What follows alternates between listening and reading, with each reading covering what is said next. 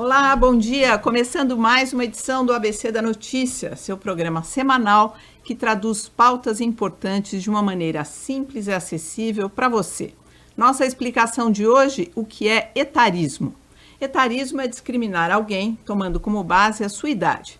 Pode ser contra os adolescentes, insinuando que são irresponsáveis e imaturos, ou rotulando como lentas e fracas as pessoas mais velhas.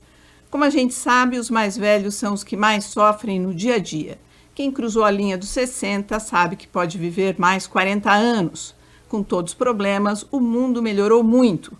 Assim, a inclusão digital, tema para a gente aqui também, é necessária para essa população produzir, consumir e interagir. Para conversar sobre este universo, nós convidamos Patrícia Blanco, presidente do Instituto Palavra Aberta, responsável pela criação do Educamídia 60+. Nós também recebemos a Flávia Aidar, educadora e apresentadora do canal Ávida. E ainda teremos a participação da publicitária e colunista da Band News FM de Belo Horizonte, a Cris Paz. Bom dia a todos. Bom dia, Alexandre Sayad, que é o meu companheiro de todos os sábados aqui. Vamos em frente. Eu gostaria de começar então com a Cris Paz e depois a gente segue aqui a nossa conversa no estúdio. Eu acho que a gente precisa fazer uma diferenciação essencial quando a gente fala sobre velhice. A gente precisa pensar mais no envelhecimento como um processo, como um gerúndio, do que na velhice como fato consumado, né? Me incomoda bastante pensar na velhice como um lugar estático no qual a gente chega e ali é como se a gente tivesse chegado no fim da linha, né? Eu penso no envelhecimento como um processo em que a gente pode amadurecer, e essa é uma escolha nossa. Eu acho que nós, brasileiros, nós do mundo ocidental principalmente, nós temos uma relação muito ruim com a palavra envelhecimento. A gente não quer olhar para esse envelhecimento. E durante muito tempo a gente deixa para depois, né? Eu fui pensar no meu envelhecimento quando eu estava a caminho dos 50, quando eu fiz 45 e eu falei, olha, eu tô mais perto dos 50 do que dos 40 agora. E aí eu comecei a desmitificar isso, comecei a falar mais sobre isso e olhar mais para esse assunto com tudo que ele tinha para me oferecer, de medos, ameaças, coisas boas, interessantes, né? Eu acho que eu vejo o envelhecimento como um processo de uma grande oportunidade de ser mais sábio na relação com o mundo, com as pessoas, com a nossa vida, com o sentido que a gente dá para cada minuto que a gente tem. É interessante que quando a gente tem mais tempo pela frente, pelo menos teoricamente, né, porque a gente não tem a certeza de que a gente não vai morrer cedo, mas quando a gente supostamente tem mais tempo pela frente, a gente tem uma relação com o tempo de muito, pelo menos comigo foi assim, acho que com muitas pessoas é assim, a gente tem uma ânsia muito grande de viver, de querer fazer as coisas o mais rápido possível. E quando a gente vai envelhecendo, a gente percebe que o tempo que a gente tem pela frente é menor, mas a gente precisa escolher melhor aquilo que a gente vai fazer com o nosso tempo. A gente é mais criterioso, porque o tempo que nos resta vai ficando mais precioso. Então eu acho que envelhecer é um privilégio. Minha mãe morreu com 55 anos. Quando eu penso que eu vou fazer 52, eu me considero uma pessoa muito privilegiada, porque eu estou envelhecendo, né? Se eu não envelhecer, é porque algo deu errado no meio do caminho e a minha vida foi menor. Eu acho que envelhecer é um privilégio e aprendi com Alexandre Silva, que é um gerontólogo maravilhoso, que escreve numa coluna no UOL, que o envelhecimento é uma construção. E quanto mais a gente enxerga esse envelhecimento como uma construção, mais cedo a gente pode pensar nele, né? Para mim chegou tarde, eu acho que eu já deveria ter pensado nele há muito tempo, mas se hoje a gente pensa que a gente está vivendo muito mais, a gente tem uma expectativa de vida muito maior, a gente tem menos filhos, né? Nós, na América Latina, somos, né, o continente que está envelhecendo mais rapidamente no mundo, e o Brasil espelha isso. Se eu pensar que a partir dos 50 eu posso estar entrando na minha segunda vida adulta, dá tempo de pensar em muitas coisas, construir muitas coisas, correr atrás daquela ginástica que eu não fiz, daqueles livros que eu não li, das coisas que eu quero viver, né?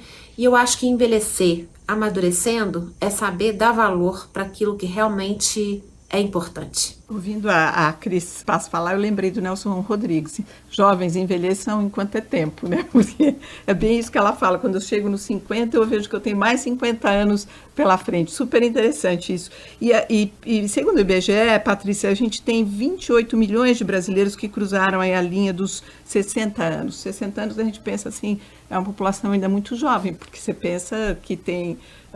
imagina, a população dos 70, dos 80, é uma pirâmide aí que vai cada vez ficando mais larga. Como é que surgiu o Educamídia 60+? Como é que vocês pensaram? O Educamídia surgiu, o 60+, surgiu da necessidade da gente falar com esse público que nasceu num ambiente, cresceu num ambiente analógico e que hoje precisa estar preparado para se movimentar no ambiente conectado, no ambiente digital e tão poluído de informações que a gente vive. O que a gente pensou foi, a partir do momento que a gente fala da necessidade do cidadão estar educado, ou ser educado mediaticamente para consumir corretamente as informações, com senso crítico, com análise da fonte, com verificação de conteúdo, proporcionar também para esse público que está cada vez mais conectado, que está no dia a dia, usando as redes sociais, usando toda a tecnologia, dar instrumentos para que eles possam utilizar melhor esses recursos. Uhum. Então surgiu o Educamídia 60+, também baseado em estudos que a gente levantou e que a gente teve acesso sobre a importância de falar, de combater a desinformação junto a este público.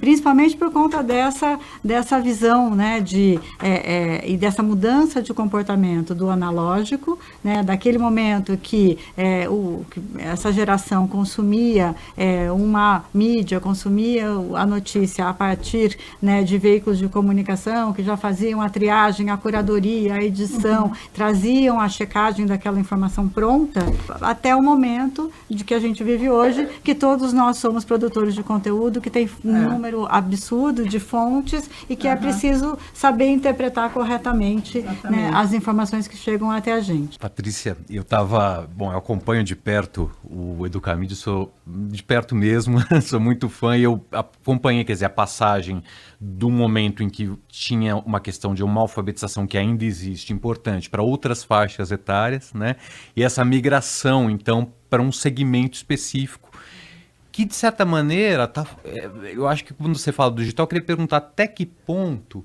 eles também estão fora da cultura, se você não está digital hoje. Quer dizer, a gente, fora das redes, de certa maneira, a gente fica de fora das notícias, a gente fica de fora do debate cultural, a gente pode ficar de fora da cidadania, em algum aspecto, do mercado de trabalho, se fala, que acho que a primeira coisa quando a gente fala em etarismo, como a Poli trouxe aqui, a gente pensa no mercado de trabalho, Porque, no fundo, a questão do mercado de trabalho pula primeiro para todo mundo. E aí existe até um certo teatro, que eu diria que é um teatro moral, que a gente precisa da mão de obra dos 60+ para o mercado funcionar. Ao mesmo tempo tem uma discriminação. Então é a mesma coisa que acontece com o imigrante ou com outras. Existe um teatro moral que é feito e a gente precisa desconstruir. Quer dizer, até que ponto estar de fora do mundo conectado hoje significa estar de fora disso tudo? Totalmente de fora, Porque se a gente considerar o que aconteceu nos últimos 2 anos por conta da pandemia, e considerar também que todo o auxílio emergencial que foi determinado pelo governo passava por você ter que baixar um aplicativo. Então, você tinha que ter um smartphone, você tinha que estar conectado, você tinha que ter fluência digital para baixar o aplicativo, para se inscrever naquele aplicativo, colocar seus dados para você receber o auxílio emergencial.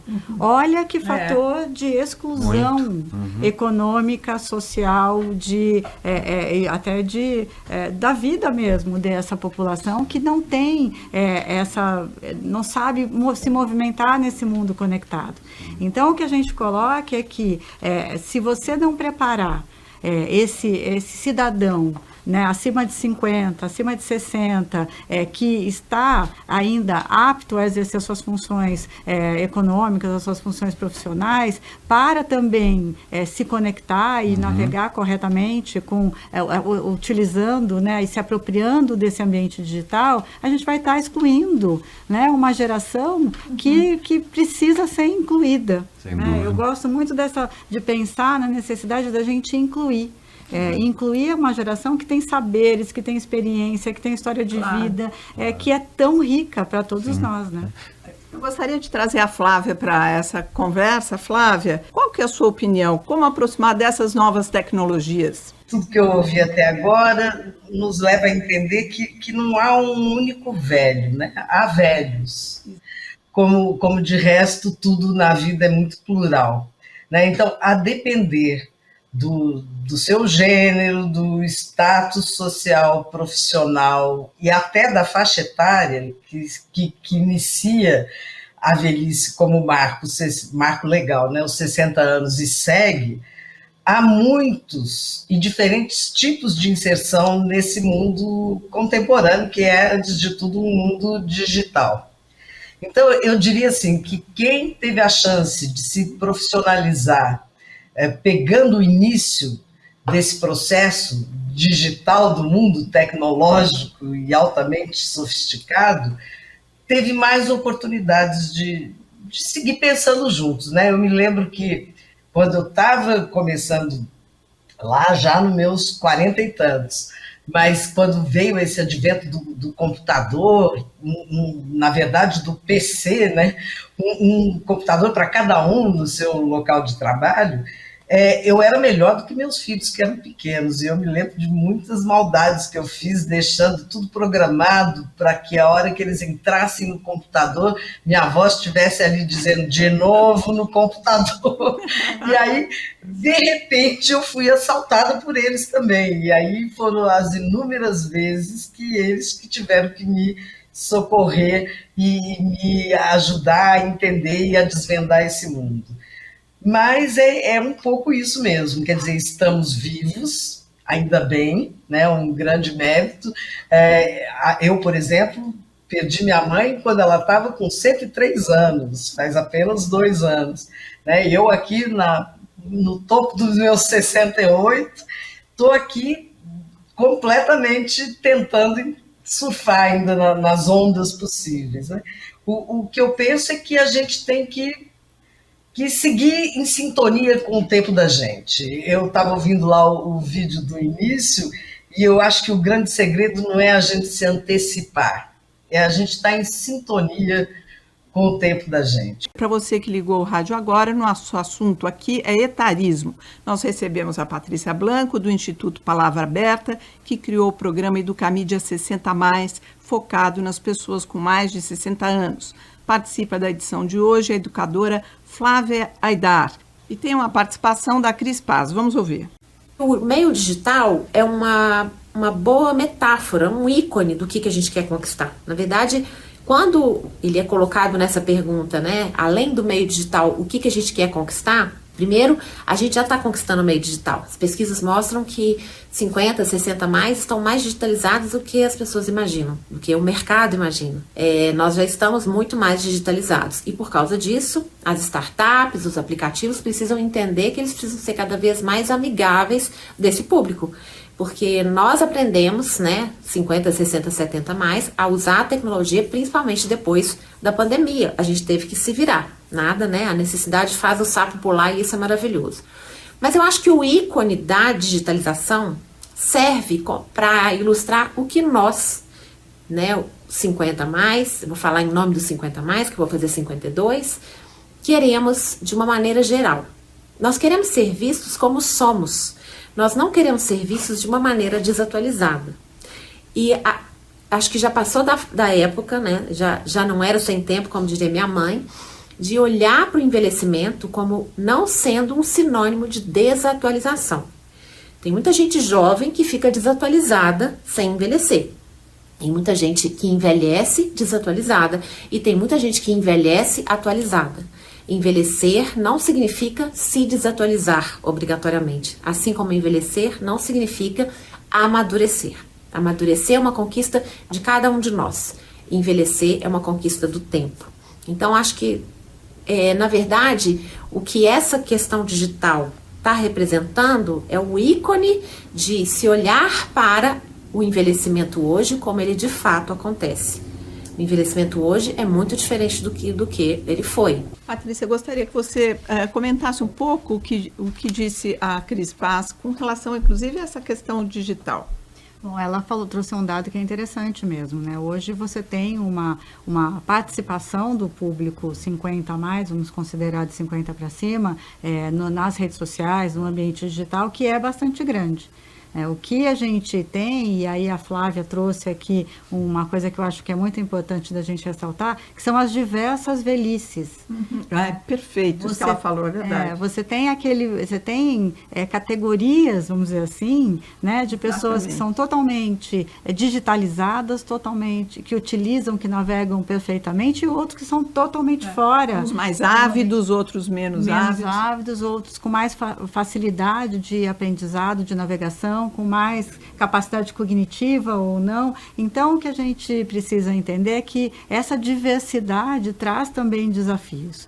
E esse foi um dos motes que fez com que a gente também pensasse na hora de criar o Educamídia 60+, que é pelo menos trazer, né, para essas diferenças, né, de pessoas e de características, uma ideia base do que é o mundo digital, do que é o mundo conectado, de quais são as ferramentas, como utilizar melhor, né? Por exemplo, um dado que a gente tem é que muitos das pessoas que navegam hoje não sabem interpretar o resultado de uma busca. Né? Como que você, ao fazer uma busca, o que você precisa saber no primeiro resultado que aparece? Então, a gente quis trazer, né, no Educamídia 60+, instrumentos para que esse cidadão, né, mais maduro possa navegar de forma segura e de forma muito mais ágil nesse mundo conectado. Isso está no Educamídia 60+. E em muitos momentos, né, Patrícia, eu acho que esse consumidor 60+, que você se refere, ele está no mesmo patamar do que outros, do ponto de vista da educação midiática. Ele está precisando tanto se educar quanto qualquer outro de uma outra faixa etária, de outra geração. Não, com certeza. A educação midiática, ela é uma necessidade para toda a sociedade. E ela é um desenvolvimento que tem que seguir para a vida. Ela é o lifelong learning, né, que você precisa, porque as novas tecnologias vão surgir, novos desafios vão acontecer, então você precisa estar sempre atualizado. Acho que a Cris traz esse ponto, né, de você se atualizar sempre e se manter ativo, né, para que possa aproveitar o nosso tempo, né, o tempo atual. E o que a Flávia falou é interessante, que depende da pessoa, são vários tipos de envelhecimento, né, de diversos idosos, diversos tipos de pessoas, cada um é um. Eu fico lembrando, meu pai, há 30 anos atrás, quando a gente deu uma aula para ele, de presente para ele aprender a lidar aprender a mandar e-mail e tal, ele mandava o e-mail, em seguida ele telefonava, recebeu? Porque ele queria ver que o negócio funcionava mesmo. Mas ele estava encantado com aquilo e logo ele pegou, quer dizer, porque tinha um interesse. Minha mãe já foi um pouco diferente, então depende da pessoa. Eu tenho um amigo que ele ficou totalmente ausente do mercado de trabalho porque ele não quis aprender. Olha, teve uma resistência. Teve uma resistência. Ele tem 67 anos hoje, mas ele acabou, e eu acho que a Flávia trouxe isso muito bem, ele acabou, ele mesmo, se autoexilando do mercado de trabalho, porque ele simplesmente, eu não vou mexer nisso, eu não tenho paciência para isso, não quero saber isso e tal. Bom, eu queria trazer de novo a Flávia para a conversa, só para a gente ir encerrando, porque o nosso tempo já está quase terminando, um pouco que você, Flávia, e o Alexandre estavam falando sobre essa questão do sábio, não sábio e tudo, e eu fiquei pensando aqui, né, uma cultura que a gente admira tanto, que é a cultura japonesa, eles têm um respeito ao mais velho, à sabedoria, e não é uma coisa que é uma ditadura, que aquele é mais sábio. Não, eles têm um um respeito mesmo e uma admiração ao mais velho. Como é que você vê um pouco isso que eu estou dizendo e como vocês dois estavam comentando no bloco anterior? Olha, o que eu penso sobre isso, de certa forma, tem a ver com o que a Patrícia fala, né? Eu acho que a gente tem que seguir aprendendo, portanto, seguir se educando e educando uns aos outros. E essa mídia, nesse sentido, né, as tecnologias digitais, elas são muito favoráveis a esse aprendizado contínuo e a essa possibilidade de uma geração ensinar a outra, o que rompe um pouco esse conceito de sabedoria centrada no indivíduo, né? É aquele que vai adquirindo ao longo da vida uma sabedoria. Não, de repente, as questões tecnológicas trouxeram para a gente um desafio que jovens ensinam as pessoas mais velhas e as pessoas mais velhas ensinam os jovens numa aparente inversão de valores. Mas isso eu acho extremamente potente, porque tem uma troca que, quando surge uma tecnologia nova, às vezes ela é nova para todo mundo, para os jovens e para os velhos. E aí é a chance da gente estar junto. Por isso, acho que eu gostaria, mais do que falar de sabedoria, talvez a gente pensar, porque a sabedoria eu tenho alguma dificuldade em conceituar o que é.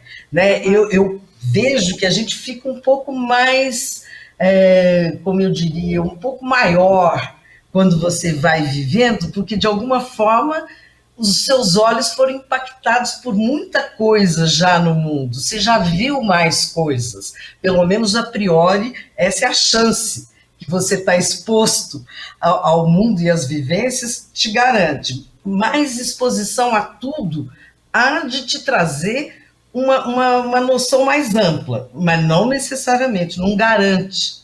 Portanto, o que eu acho importante é a condição do ensino e da aprendizagem. Por isso eu queria aqui, Patrícia, agradecer o privilégio de poder contribuir com o Educamídia 60+, porque acho que é desse lugar, da possibilidade da gente seguir aprendendo sempre, é que nos garante potência. Né? E aí eu fico pensando que não cabe o etarismo, não cabe o preconceito. Né? Embora a gente esteja vivendo tempos muito turvos em vários aspectos, eu acho que ele também é iluminado, os tempos que nós estamos vivendo, porque está jogando luz em cima de muitos preconceitos, a gente tá né? E dentre eles esse, da idade como limitador ou como potencializador a priori. Não é. É uma construção de ensino e aprendizagem. Aí falou a educadora aqui, ó. Tudo que está no mundo é possível aprender. Então, nós estamos aprendendo. Ah, legal. Flávia, olha, eu gostaria, para encerrar, pedir para você, Patrícia, dar aí o endereço, por favor, do Educamídia, que eu acho que é um lugar que as pessoas devem frequentar e super bacana de conhecer. Obrigada. Então, o endereço é 60 mais, é o 60 mesmo em número, mais, por extenso, .educamidia.org.br. Então, 60mais.educamidia.org.br. Obrigada. Espero vocês lá, por favor. Acessem. É isso mesmo, porque por falta de ambiente tem esse que é super legal da gente ir.